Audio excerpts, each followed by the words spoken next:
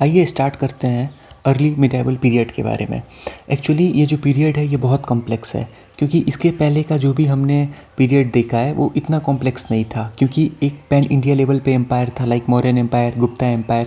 बहुत ज़्यादा regional aspirations देखने के लिए नहीं मिली थी, तो उसका उस समय के हिस्ट्री का एक क्लियर अंडरस्टैंडिंग बनाना हमारे लिए आसान था। लेकिन ये जो पीरियड है अर्ली मिडाइवल पीरियड, ये बहुत कॉम्प्लेक्स पीरियड है इन द सेंस कि इस समय बहुत छोटे छोटे रीजनल एस्पिरेशंस अपने आप को एसर्ट करना चालू किए थे। इस टाइम पीरियड में कोई भी एक पैन इंडिया लेवल का एम्पायर नहीं था, जैसे कि आपने मॉडर्न पीरियड में देखा या फिर गुप्ता पीरियड में देखा। इस समय छोटे छोटे लाइक गुर्जर प्रतिहार, पाल, राष्ट्रकूट, ये सारे एसर्ट कर रहे थे खुद को। इधर सेन डायनेस्टी अपने आप को एसर्ट कर रहा था, नीचे पल्लवास, पांड्यास, ये सारे अपने आप को एसर्ट कर रहे थे अलग अलग रीजन से। तो अगर इस पीरियड को बेहतर समझना है तो क्रोनोलॉजी और रीजन वाइज अगर हम समझने की कोशिश करेंगे तो इस पीरियड का हमें एक क्लियर अंडरस्टैंडिंग बनाने में मदद मिलेगा। अब एक्चुअली में देखिए कि ये नाम जो पड़ा अर्ली मिडाइवल पीरियड, जब भी हिस्ट्री में कोई नया नाम पड़ता है, कोई नया फेज स्टार्ट होता है या किसी नए पीरियड का कैटेगराइजेशन किया जाता है, तो इसका एक सिंपल सा मतलब है कि उस पीरियड में, उस फेज में कुछ ऐसा बदला है जो कि उसके पहले नहीं था। तो वो एक लिंक पीरियड की तरह हमेशा होता है। जैसे कि इसमें नाम में ही अगर हम लोग देखें अर्ली, ये अर्ली क्या दर्शाता है? ये अर्ली दर्शा रहा है कि अभी तक तो अपन एंशिएंट पीरियड में थे। अपन अर्ली मिडिवल पीरियड का मतलब होता है कि ये एंशिएंट और मिडाइवल पीरियड, मतलब ये मिडाइवल पीरियड की तरफ बढ़ रहा है। तो ये एक तरह का ट्रांजिशनल फेज है। ये जो टाइम पीरियड है 650 एडी से 1200 एडी तक, इसे हिस्टोरियंस ने ट्रांजिशनल फेज की उपमा दी है। मतलब इस समय जो भी एंशिएंट फेज पे चला आ रहा था उससे बहुत सारा इसमें चेंज देखने के लिए मिलेगा और बहुत सारी चीज़ें कंटिन्यूअस भी रहेगी। इसीलिए या तो हम इसे ट्रांजिशनल फेज बोलें या इसे period of continuity and change भी बोल सकते हैं। कंटिन्यूटी क्यों? क्योंकि कंप्लीटली हिस्ट्री में कुछ भी ब्रेक नहीं होता है कि कल तक था और आज ख़त्म, ऐसा नहीं होगा। जो कल तक था वो आज भी रहेगा, उसका नेचर धीरे धीरे बदलना चालू होगा और एक समय लेगा ताकि अपना वो पूरी तरह से ख़त्म कर सके। जैसे कि अपन मौर्यन एम्पायर के बारे में भी देखें तो उसका डेटोरेशन 50 साल पहले शुरू हुआ था, लेकिन पूरी तरीके से ख़त्म होने में उसको 50 साल का समय लग गया।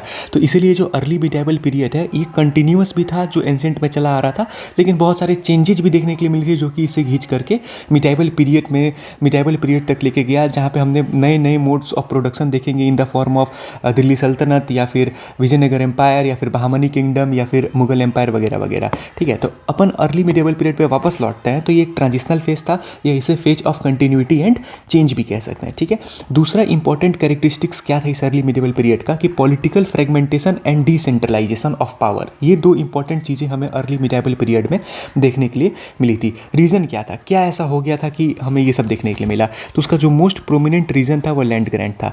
एक्चुअली में हम देखें तो सबसे पहले ये जो लैंड ग्रांट हुआ ये सतवाहना के पीरियड से ही चालू हुआ था, लेकिन ये जो प्रोमिनेंट हुआ वो Gupta period, post Gupta period, Harshvardhan period तक ये बढ़ते गया। तो इस लैंड ग्रांट्स के बढ़ जाने के कारण एक नया मोड ऑफ प्रोडक्शन का जन्म होता है इस पीरियड में, जिसे कि फ्यूडल मोड ऑफ प्रोडक्शन कहते हैं और इस पूरी आइडियोलॉजी को फ्यूडलिज्म कहते हैं। तो देखिए, नया मोड ऑफ प्रोडक्शन जैसे ही आया उसने एक नए फेज का ओरिजिन कर दिया, जिसे कि अपन अर्ली मिडाइवल फेज कहते हैं। ठीक है, तो अब ये एक्चुअली में फ्यूडलिज्म क्या होता है, ये एक टॉपिक, वाइडर टॉपिक है। हमने बहुत शॉर्ट में इसे नहीं समझ सकते, इसके लिए एक प्रॉपर 20-25 मिनट का वीडियो चाहिए, वो ज़रूरत पड़ेगा तो अपन आगे देख लेंगे। ठीक है, लेकिन इंपॉर्टेंट कैरेक्टरिस्टिक्स क्या है फ्यूडलिज्म से? दो सबसे इंपॉर्टेंट कैरेक्टरिस्टिक्स जो कि इस मोड ऑफ प्रोडक्शन का था वो ये था कि इस समय अपने को पॉलिटिकल फ्रेगमेंटेशन देखने के लिए मिला और दूसरा पावर का डिसेंट्रलाइजेशन। क्योंकि जाहिर सी बात है कि एक लैंड था, पहले सिर्फ राजा जो था वही इस पूरे लैंड का मालिक था, लेकिन अब उसने क्या किया कि इस लैंड का ग्रांट करना चालू कर दिया। मान लीजिए उसने इसी लैंड को 4 लोगों के बीच में बांट दिया, 1 2 3 4 5 लोगों के बीच में बांट दिया। तो अब ये जो पीस ऑफ लैंड जिसके जिम्मे गया उसको थोड़ा सा पावर दे दिया गया कि भाई तुम अपने लैंड के बारे में ही, अपना लैंड का तुम खुद ख्याल रखो, इसको भी कुछ पावर दे दिया गया। तो यहाँ पे क्या था कि जहाँ पूरी तरीके से पहले पावर राजा के हाथ में सेंट्रलाइज्ड थी, लैंड ग्रांट देने के कारण उस पावर का डिसेंट्रलाइजेशन होना चालू हो गया। तो इनको क्या बोला जाने लग गया? इनको फ्यूडिटरी बोला जाने लग गया। इसीलिए हम आगे बार बार ये टर्म देखेंगे कि they are the feudatories of Guptas, they are the feudatories of Pallavas. तो ये फ्यूडिटरी क्या थे? यही थे कि जो गुप्ता का राजा था उन्होंने लैंड ग्रांट दिया, और सिर्फ ग्रांट नहीं दिया उन्होंने पावर भी दिया, उन्होंने थोड़ा सा रिस्पॉन्सिबिलिटी भी, जैसे कि एक न्यू क्लास ओरिजिन हुआ जैसे कि फ्यूडिटरी क्लास कहते थे या फ्यूडिटरीज कहते थे, ये सारे फ्यूडलिज्म के अंदर में ही आता है, ठीक है। तो इस तरह से डिसेंट्रलाइजेशन ऑफ पावर हुआ और इसी तरीके से पॉलिटिकल फ्रेगमेंटेशन हुआ। तीसरा इंपॉर्टेंट चीज़ जो फ्यूडलिज्म में देखने के लिए मिला वो रीजनलिज्म, क्योंकि जब जाहिर सी बात है कि जब कोई बड़ा पावर टूटता है तो हमेशा वाइड में नहीं जाएगा, तो छोटे छोटे पावर का जन्म होगा। वो छोटे छोटे पावर कौन थे? जो कि हमेशा से अपने पावर को एसर्ट करने की कोशिश कर रहे थे, लेकिन वो जो सेंट्रल पावर था या मेन पावर था वो इतना स्ट्रॉन्ग था कि उनका रीजनल एस्पिरेशंस अपने आप को एसर्ट नहीं कर पा रहा था, उभर के नहीं आ पा रहा था। लेकिन जैसे ही वो पावर टूटेगा, जैसे ही मोड ऑफ प्रोडक्शन चेंज होगा, जैसे ही एक्सप्लॉइटेशन अपने पीक पे आएगा, तो हमेशा पावर शिफ्ट होगा, हमेशा रीजनल एस्पिरेशंस ऊपर बढ़ करके आएगी। और वही ये सारी चीज़ें हमें इस पीरियड में भी देखने के लिए मिली थी कि जो छोटे छोटे रीजनल पावर्स थे लाइक गुर्जर, प्रतिहार, पाल, राष्ट्रकूट, पल्वास, पांड्याज, ये मखारीज, हर्षवर्धन, पुष्यभूति डायनेस्टी, ये सारा अपने पावर को ऊपर उठा करके लाए थे। तो ये इस पीरियड का सबसे इंपॉर्टेंट पोर्शन था रीजनलिज्म, ठीक है। समरी दे दें तो ये जो पूरा पीरियड था इसे feudal mode of production period भी, फ्यूडल मोड ऑफ प्रोडक्शन, एक नया मोड ऑफ प्रोडक्शन देखने के लिए मिला था। दूसरा, इस पीरियड को ट्रांजिशनल पीरियड कहते हैं। इस पीरियड में कंटिन्यूटी और चेंज दोनों थी। कंटिन्यूटी किससे? एंसेंट इंडिया से, और चेंज एंसेंट इंडिया से हटके थी, जो कि इसे मिडिवल पीरियड की तरफ लेकर के जा रही थी। हमने डिसेंट्रलाइजेशन ऑफ पावर देखा, कारण क्या था? लैंड ग्रांट, नया मोड ऑफ प्रोडक्शन बनता है, रीजनलिज्म, रीजनल अप्रोच ऊपर उठ के आया, ठीक है। तो आगे बढ़ते हैं। अर्ली मिडेवल पीरियड का हमने बताया कि जो टाइम पीरियड था वो 600 AD से 1200 AD तक था। तो अगर हमें बहुत कॉम्प्लेक्स पीरियड है, अगर हमें इसे आसानी से समझना है तो सबसे पहले हम इसे क्रोनोलॉजी वाइज समझते हैं और रीजन वाइज समझते हैं। तो बेहतर अंडरस्टैंडिंग के लिए मैंने इस फेज को 3 अलग अलग फेजेस में तोड़ा है। 600 AD से 1200 AD को मैंने फेज 1 में तोड़ा, जो कि 600 से 750 AD का पीरियड। कौन से रीजन में? नॉर्थ इंडिया के रीजन में। तो इस समय इस टाइम पीरियड में 2 डायनेस्टी इंपॉर्टेंस थी। एक पुष्यभूति डायनेस्टी जो कि थानेश्वर रीजन के आसपास रूल कर रही थी, और दूसरा मोखारी डायनेस्टी जो कि कन्नौज के आसपास रूल कर रही थी। और इसी में एक छोटा पावर भी था जो कि मैत्रिकाज कह सकते हैं, वो बल्लवी डायनेस्टी वगैरह में थे, ठीक है। ये 600 से 750 AD नॉर्थ इंडिया की बात है। ठीक अगर इसी पीरियड को अपन साउथ इंडिया में लेकर के जाएँ, 600 से 750 AD साउथ इंडिया में देखें, तो इस समय जो 3 मोस्ट प्रोमिनेंट रूल था वो एक पल्लवाज का रूल था कांची के एरिया में, चालुक्यास का रूल था बादामी के एरिया में, और पांड्याज का रूल था मदुरई के एरिया में। तो अगर रफली हम मैप में देखें तो ये वाला रीजन जो था ये इधर चालुक्याज का रूल था, ये वाले रीजन में पल्लवास का रूल था, और ये तमिलनाडु वगैरह के इलाका में पांड्याज अपना रूल कर रहे थे, ठीक है। फेज 3 में देखें तो अगर आगे बढ़ते हैं 750 AD से अपन 1000 AD तक जाते हैं, तो ये जो पीरियड था ये एज ऑफ ट्रिपाटाइट स्ट्रगल था। इसमें जो 3 इस समय के रीजनल पावर्स थे लाइक वेस्टर्न इंडिया से गुर्जर प्रतिहार, ईस्टर्न इंडिया से पाल, और साउथ इंडिया कह लीजिए या सेंट्रल साउथ कह लीजिए वहाँ से राष्ट्रकूट डायनेस्टी, ये तीनों आपस में कन्नौज के एरिया के ऊपर लड़ाई कर रहे थे। अब हम जब हर्षवर्धन पढ़ेंगे तो हम ये भी देखेंगे कि उसके टाइम पे कन्नौज कैपिटल बन गया था, इंपॉर्टेंट हो गया था, ट्रेड रूट गुजर रही थी, इसलिए बाद में उसी के एरिया के लिए ट्रिपाटाइट स्ट्रगल होता है, ठीक है। आगे बढ़ते हैं तो ये नॉर्थ इंडिया में हमने देखा। अगर 850 AD से 1200 AD साउथ इंडिया में देखेंगे तो इस समय कंप्लीट चोला का सुप्रीमेसी था। इतना ज़्यादा चोल इस समय इंपॉर्टेंट हो गया था कि कुछ समय के लिए जो बे ऑफ बंगाल था उसको चोला लेक के नाम से जाना जाने लगा, क्योंकि जो चोलाज का रूलर्स थे वो सिर्फ वो सोवरेन रूलर नहीं थे, वो अपने सोवरेनिटी को एसर्ट तो करते ही थे, साथ में वो कल्चरल एसिमिलेशन के ऊपर भी ध्यान देते थे। इसीलिए उस पूरे इलाका को लगभग थोड़े समय के लिए चोला लेक से भी जाने लगा, क्योंकि जो भी बे ऑफ बंगाल से ट्रेड होता था उन पे लगभग इन्हीं का कंट्रोल था, ठीक है। तो ये रफली करस्पॉन्डिंग क्रोनोलॉजी है जिसे एक बार दिमाग में बैठाना है आराम से, इसको एक बार देख करके। चलिए हम सबसे पहला स्टार्ट करते हैं 650 से 750 AD नॉर्थ इंडिया के बारे में, ठीक है। तो इस समय जो पुष्यभूति डायनेस्टी इंपॉर्टेंट था, इससे जो भी इंपॉर्टेंट, सिर्फ हम वही पूरे अपन पीछे डिटेलिंग में नहीं जाएंगे, प्रोसेस में नहीं जाएंगे, जो इंपॉर्टेंट फैक्ट्स हैं, फिगर्स हैं जो कि इंपॉर्टेंट है एग्जाम पॉइंट ऑफ व्यू से, सिर्फ उसी को देखेंगे, ठीक है। तो पुष्यभूति डायनेस्टी ये कहाँ पे था? ये कुरुक्षेत्र जो कि आज मॉडर्न डे हरियाणा के आसपास पड़ता है, ये इस एरिया में रूल करते थे। इस डायनेस्टी के बारे में जानने के लिए हमारे पास जो इंपॉर्टेंट सोर्सेस हैं उस पर नंबर 1 है बाणभट्ट का हर्षचरित्र। ये हर्षचरित्र क्या है? This is the biography of Harshvardhan. लिखा कौन था? हर्षवर्धन का कोर्ट पोएट बाणभट्ट, ठीक है। और दूसरा हुआन सांग, ठीक है। ये हुआन सांग कौन था? ये चाइना से आया हुआ फॉरेन ट्रेवलर था जो कि हर्षवर्धन के पीरियड में आया था। तो इन दोनों से हमारे लिए इंपॉर्टेंट सोर्स है पुष्यभूति डायनेस्टी के बारे में जानने के लिए, ठीक है। अगर रफली हम देखें तो ये जो हर्षा का एम्पायर था ये ऑलमोस्ट सारा सेंट्रल इंडिया पे इसने रूल किया था कुछ समय के लिए।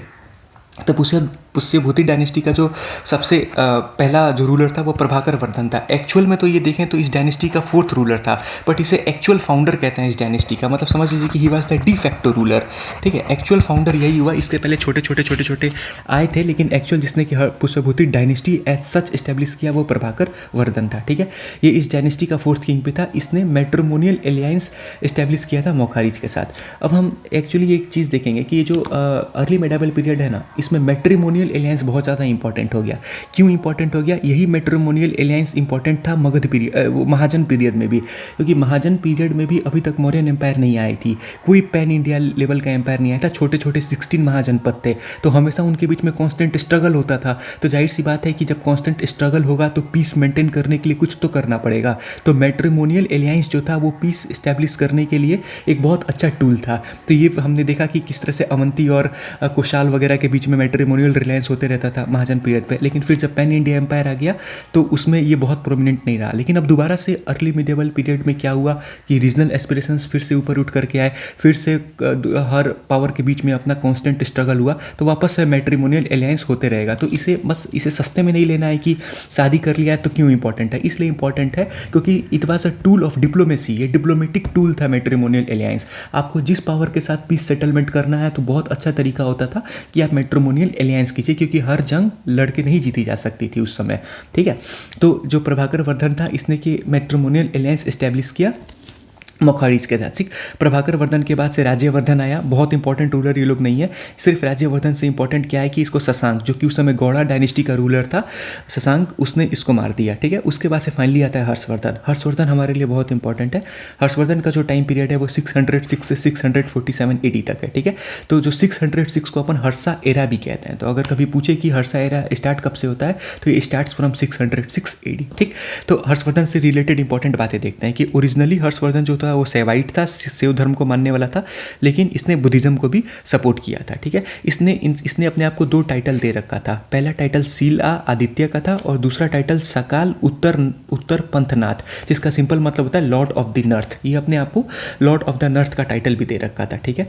तीसरा इंपॉर्टेंट चीज़ देखें तो इसने आते ही अपना कैपिटल शिफ्ट किया थानेश्वर से कन्नौज लेकर के गया। और अब देखिए यही हम देख रहे थे कि जैसे कन्नौज कैपिटल आया तो कन्नौज का प्रोमिनेंस बढ़ गया। और इसी कन्नौज के लिए बाद में तीन पावर गुर्जर, प्रतिहार, पाल और राष्ट्रकूट आपस में लड़ेंगे, क्योंकि एक तो कन्नौज से जो था वो ट्रेड रूट, जो उत्तर पथ और दक्षिण पथ का ट्रेड रूट था वो होके गुजरता था। दूसरा जो कन्नौज था वो गंगा के फर्टाइल ट्रैक में पड़ता था, तो इसलिए कन्नौज बहुत इंपॉर्टेंट था, ठीक है। तीसरा हम हर्षवर्धन, चौथा इंपॉर्टेंट पॉइंट हम लोग हर्षवर्धन से क्या देखेंगे कि हर्षवर्धन ने जैसे ही पावर पे आया उसने शशांक को हराया। क्यों हराया? क्योंकि शशांक ने पहले राज्यवर्धन को मार रखा था, ठीक है। और दूसरा उसी समय जो बल्लवी का एक राजा था ध्रुवसेन टू को भी हर्षवर्धन ने हराया था। इंपॉर्टेंट सिर्फ इससे क्या है कि एक नौसासी कॉपर प्लेट इंस्क्रिप्शन है। नौसासी कॉपर प्लेट इंस्क्रिप्शन में ही हमें ये इन्फॉर्मेशन मिलती है कि हर्षवर्धन ने बल्लभी का जो राजा था ध्रुवसेन टू उसको हराया था, ठीक है। तो हर्षवर्धन ने शशांक और ध्रुवसेन को हराया, लेकिन हर्षवर्धन को कौन हरा दिया? पुलकेशिन टू। पुलकेशिन टू कौन था? ये बदामी का रूलर था, क्योंकि हमने यहाँ पे देखा, सॉरी अभी मैं बताता हूँ कि ये जो एरिया था हमने देखा कि यहाँ पे हर्षवर्धन का रूल था, ठीक है। और इस एरिया में पुष्यभूति ये जो बदामी था उनका रूल था। तो जाहिर सी बात है कि जब इतने आसपास होंगे तो इनके बीच में किसी ना किसी पॉइंट को लेकर के स्ट्रगल होगा। तो इसी तरह हर्षवर्धन और पुलकेशिन टू के बीच में भी स्ट्रगल हुआ था और पुलकेशिन टू ने फाइनली हर्षवर्धन को डिफीट कर दिया था। पुलकेशिन टू ही कौन था? पुलकेशिन टू ही के का जो कोर्ट पोएट था वो रवि कृति था, और इसी रवि कृति ने अहियोल पिलर इंस्क्रिप्शन का रचयिता यही था। इसी ने अहियोल पिलर इंस्क्रिप्शन लिखा था, ठीक है। अपन कनेक्ट भी करते रहेंगे जहाँ जहाँ जरूरत पड़े, ठीक। आगे बढ़ते हैं। तो हर्षवर्धन ने 3 ड्रामा लिखा। पहले ड्रामा का नाम रत्नावली, नागानंदा और प्रियदर्शिका। ये तीनों जो ड्रामा है this are related to Harshavardhan. इसके साथ साथ हर्षवर्धन के कोर्ट में ढेर सारे पोएट्स भी थे और राइटर्स भी थे, जिसमें सबसे इंपॉर्टेंट कौन था? बाणभट्ट, ठीक। बाणभट्ट ने 3 इंपॉर्टेंट किताबें लिखी, जिसमें पहला था हर्षचरित्र। हर्षचरित्र क्या है? ये बायोग्राफी ऑफ हर्षवर्धन है।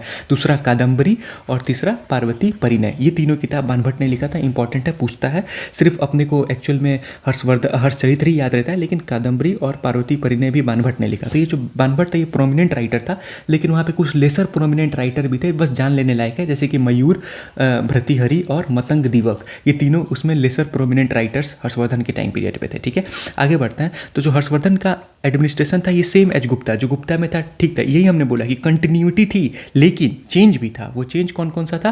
पहला चेंज था फ्यूडलिज्म बढ़ गया, दूसरा चेंज था कि डिसेंट्रलाइजेशन बढ़ गया, हमने देखा था और ज़्यादा लैंड ग्रांट होना चालू हो गया। तो देखिए यहीं पे एग्जांपल देखने के लिए मिलता है कि सेम एज गुप्ता मतलब continuous as Gupta, continuous as ancient India, but some changes that leads to early medieval period या फिर मिडेवल पीरियड की तरफ बढ़ते हैं। ठीक है, हर्षवर्धन के टाइम पे बहुत सारा लार्ज स्टैंडिंग आर्मी भी हुआ करती थी। ठीक है, तो जो पावर था वो मिलिट्री कैंप्स में जाकर के शिफ्ट हो गया, बहुत इंपॉर्टेंट है, और उस मिलिट्री कैंप को अस्कंदवराज कहते थे। ये इंपॉर्टेंट पॉइंट है, इसको आप लोग याद कर लीजिएगा। अस्कंदवराज क्या था? ये मिलिट्री कैंप था ड्यूरिंग हर्षवर्धन पीरियड। तो कभी कोई क्वेश्चन पूछ दे कि मिलिट्री वीक हो गई थी, नहीं, मिलिट्री स्ट्रांग हुई थी और जो पावर था वो मिलिट्री कैंप के पास शिफ्ट हो गया था, जिसे कि अस्कंदवराज कहते थे। ठीक है, इसी हर्षवर्धन के टाइम पे हुआन सांग भी आया था। हुआन सांग ने बताया कि हर्षवर्धन पीरियड के टाइम पे जो शूद्रास थे उनका कंडीशन इंप्रूव हुआ था, लेकिन जो अनटचेबल्स थी उनका कंडीशन और भी ज़्यादा डिटोरेट हुआ था। तो लगभग यही इंपॉर्टेंट फैक्ट था जो कि पुष्यभूति डायनेस्टी के बारे में और हर्षवर्धन के बारे में हमने देखना था। अब एक छोटा सा डायनेस्टी हमने ऊपर भी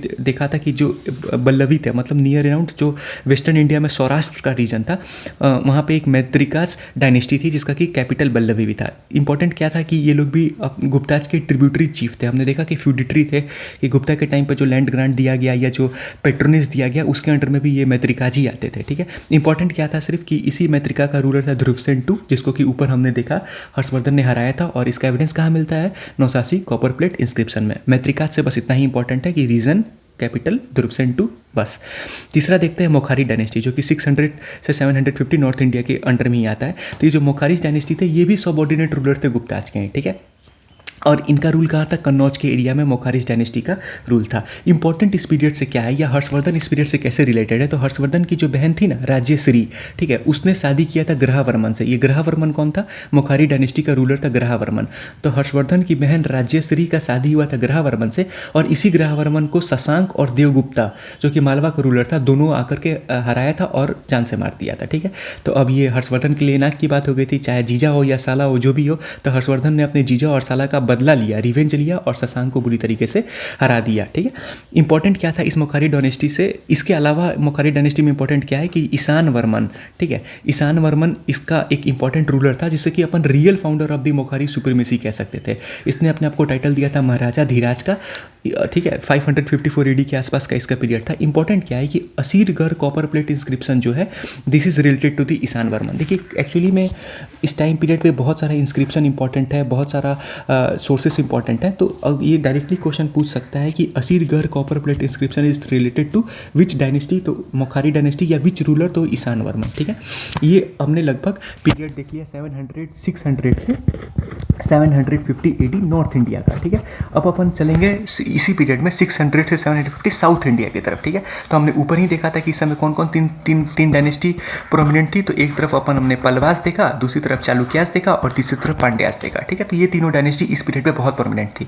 क्रोनोलॉजी और रीजन यही दिमाग में बैठाना है, लेकिन नेक्स्ट क्लास में जब हम इसे देखेंगे साउथ इंडिया में, तो एक बार हम इसको कंटिन्यूटी के रूप में देख लेंगे, क्योंकि साउथ इंडिया का जो पहला हिस्टोरिकल फेज था वो चालू हुआ था 200 BC से 300 AD तक। ठीक है, अब हिस्टोरिकल फेज से क्या मतलब है? क्योंकि हिस्ट्री एज सच हिस्ट्री नहीं स्टार्ट हुआ था। हिस्ट्री के पहले भी आपका प्री हिस्ट्री आई थी, प्रोटो हिस्ट्री आई थी और फिर हिस्ट्री आई थी। तो हर वो फेज जिसमें हमारे पास एविडेंस है प्लस हमारा एबिलिटी है कि हम उस एविडेंस को पढ़ सकें, ऐसे फेज को हम लोग हिस्टोरिकल फेज कहते हैं। ठीक है, तो जो 200 BC से 300 AD तक का पीरियड था साउथ इंडिया में, इसे first historical phase of south India कहते हैं, और मोस्ट फेमसली इससे आप लोग संगम पीरियड के नाम से भी जानते हैं। ठीक है, तो एक बार हम लोग बस बहुत छोटा में इसका ब्रीफ ले लेंगे कि क्या था इस पीरियड में। उसके बाद से सेकंड हिस्टोरिकल पीरियड चालू होता है, जो कि 300 से लेकर के 750 AD तक आता है, और फिर फाइनली हम लोग जो हमारा अभी इस पीरियड का है 600 से 750 AD, उसके बारे में देख लेंगे। ठीक है, तो अगर इसे समरी वाइज देखें तो समरी वाइज हमने यही देखा कि हर्षवर्धन पीरियड का रूल लगभग सेंट्रल इंडिया के आसपास था, और इसको एक कांस्टेंट स्ट्रगल झेलना पड़ा था ये चालुक्यास से, जिसमें कि हमने देखा कि पुलकेशिन II ने हर्षवर्धन को हराया था। दूसरा हमने इधर देखा कि इधर शशांक गौड़ा वगैरह डायनेस्टी में था, जिसका भी हर्षवर्धन के साथ लड़ाई वगैरह हुआ था। ठीक है, तो ये लगभग ये पीरियड खत्म होता है। नेक्स्ट क्लास में हम लोग आगे के पीरियड के बारे में देखेंगे। Thank you so much.